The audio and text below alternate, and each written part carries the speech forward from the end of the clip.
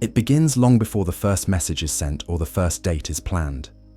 Erotic control, what many modern men interpret as female manipulation or emotional gamesmanship, is not born in malice. It is born in nature. It is born in the ancient marketplace of sex and survival, where men are wired to compete and women are wired to choose. The battlefield is not fair, and it never was meant to be. Women are evolutionarily programmed to seek out the highest value man available to them, not the kindest, not the most available, not the most accommodating, the best, the apex, because for most of human history, a woman's survival and the future of her offspring depended on choosing a mate with strength, resources, and status. And while we no longer live in caves, we are still ruled by the instincts that were carved into our DNA during that time. This is the uncomfortable truth many refuse to confront. A woman's erotic power is not in initiating desire, but in selecting whom she allows access to her body. That selectiveness becomes leverage. It becomes power. In the sexual marketplace, women are the gatekeepers. Men are the applicants. From the moment a man hits puberty, he is forced to confront a cruel imbalance. He must become something before he is desired. A woman, by contrast, is desired simply for being. This is why, as Jordan Peterson emphasizes, men must climb competence hierarchies to gain access to sexual intimacy. Women don't merely want a partner, they want a man who is above others, a man who signals dominance, not desperation. His resume isn't printed on paper, it's felt in how he speaks, walks, and controls his world. And when women sense that status, real or artificial, they respond, because biology responds. But the sexual marketplace doesn't operate in a vacuum. It's amplified by culture. Modern society has evolved to prioritize female choice while minimizing male agency. Men are told to respect women's choices, and rightly so, but they're also told to suppress their own. Male desire is treated like a threat, something crude and shameful to be policed and contained. Meanwhile, female desire is celebrated, explored, and even weaponized. This creates a world where the erotic dynamic is no longer about mutual connection. It becomes a negotiation of power. Men chase, women choose, men propose, women dispose. The average man is conditioned to believe that his job is to qualify himself. Her job? To judge. And so, the modern man is stuck in a cycle. He is taught to pursue love, but punished for being too forward. He is told to express desire, but shamed when it's not reciprocated. He's told to be emotionally open, yet dropped the moment he does. Erotic control begins here, not in the bedroom, but in the belief systems that define male-female interaction. Women are not villains in this story. They are acting according to evolutionary programming and cultural permission. But a man who does not understand the rules of this market is destined to be manipulated by it. He will chase illusions, pedestalize mediocrity, and be bled dry by a game he was never taught to play. To survive this system, a man must stop competing blindly and start seeing clearly. He must stop begging for validation and begin building value. Because in this marketplace, worth is not given, it's earned. And until a man becomes the chooser, not just the chosen, he will remain a pawn in a game designed to favor the one with control over access. Once a man understands the sexual marketplace, that women choose and men compete, he must then confront a deeper, more dangerous truth. Sex is not just a reward for attraction, it is a tool of control. It becomes the lever by which a man's frame, emotions, and even sense of self can be tilted off balance. This is not seduction in the romantic sense, it is power play. Erotic leverage begins where most men are weakest, in their craving for approval, intimacy, and validation. In a culture that has stripped men of their spiritual authority, sexual access becomes the new altar at which many worship. And women, consciously or unconsciously, learn how to use this dynamic to their advantage. In the alchemy of lust, You'll be taken deep into the ancient and forgotten discipline of sexual transmutation, a principle once reserved for monks, warriors, kings, and creators.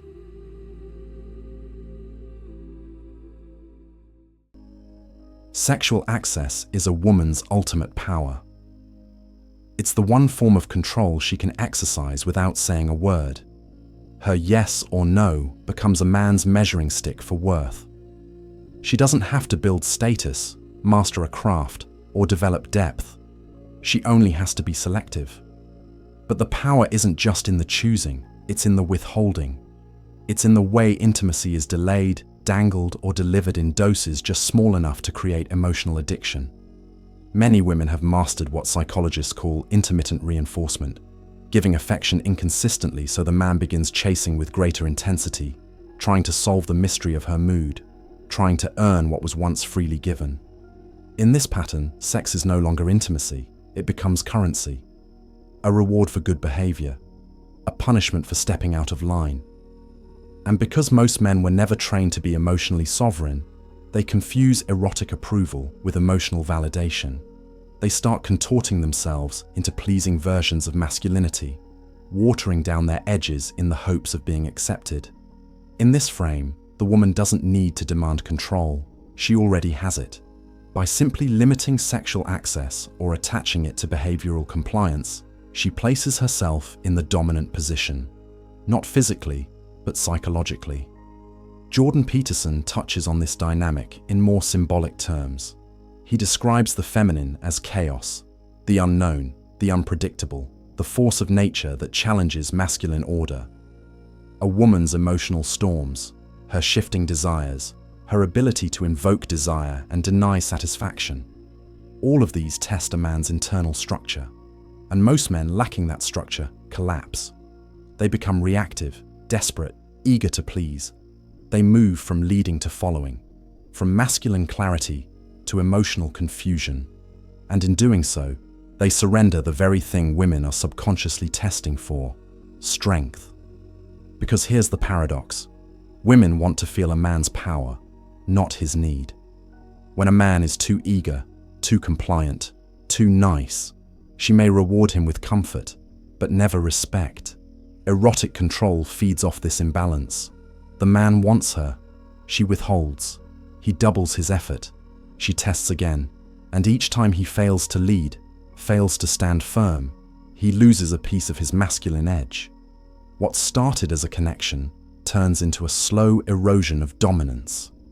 She may not even be aware she's doing it, but biology is ancient, and biology never lies. The end result is something we see everywhere.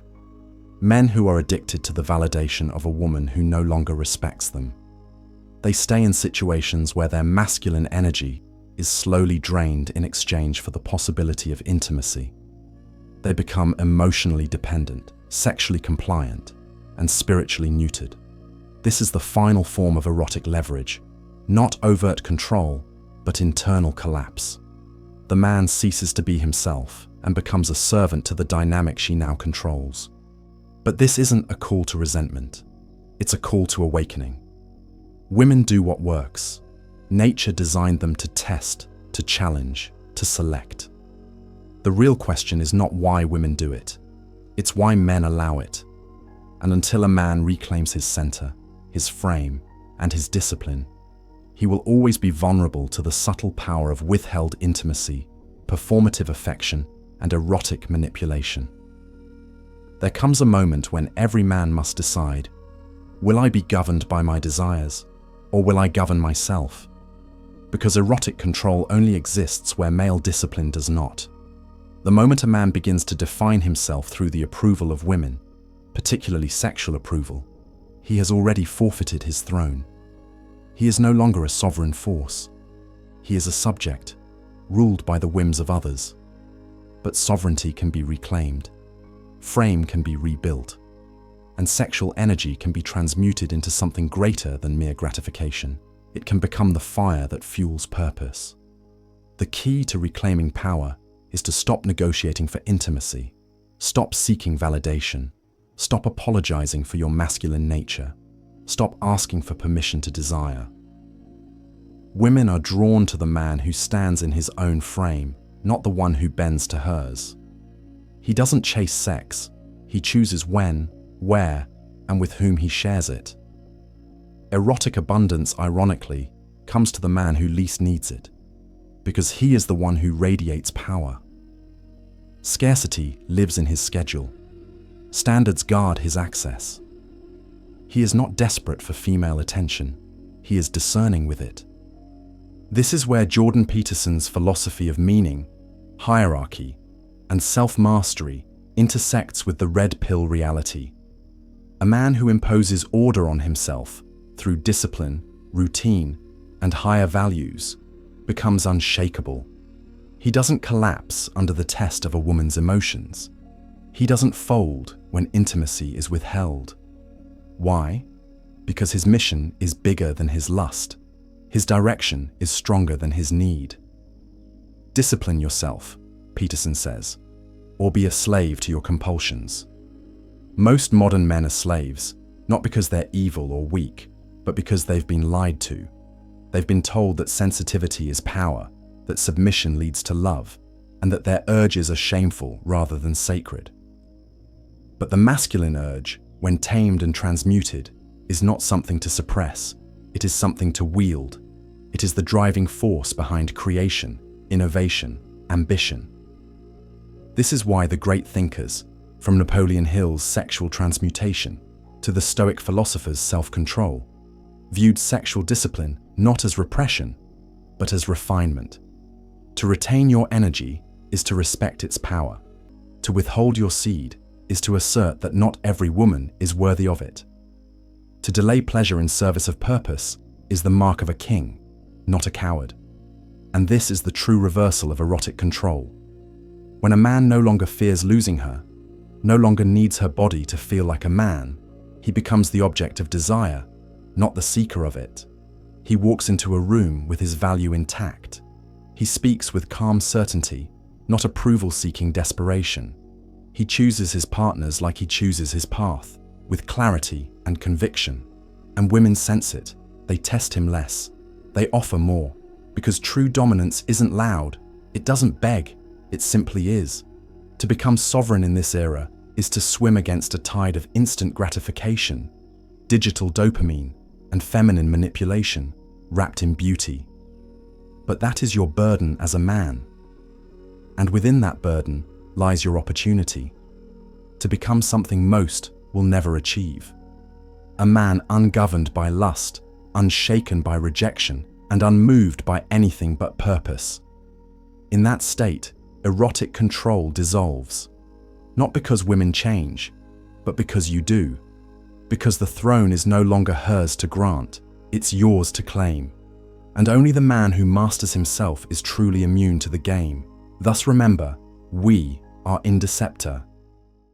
Becoming Indeceptor is the code they never wanted you to learn. A psychological war map for men, forbidden teachings fused with modern strategy for influence, dominance, and self-mastery. If you want peace, prepare for war.